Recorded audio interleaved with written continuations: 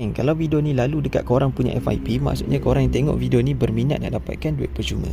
Jadi dekat dalam video kali ni saya nak kongsi dekat korang dua aplikasi buat duit yang korang boleh main tanpa perlu invite orang and tak perlu main game.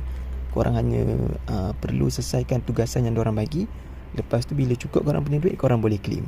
And dia punya task tu sangatlah mudah guys. Korang hanya like ataupun komen ataupun share. So korang buat task yang macam tu je geng untuk dapatkan duit. Jadi kalau korang nak tengok video lengkap dia, korang boleh klik sekarang dekat atas tajuk video short ni. Ada satu lagi tajuk video. Korang tekan dekat bahagian situ, nanti dia akan buat masuk dekat dalam video tutorial. Ataupun korang boleh type dekat YouTube korang, buat duit tanpa modal channel. Ataupun satu lagi, kalau korang boleh tengok betul-betul dekat atas tajuk video short ni, dia ada satu button play video.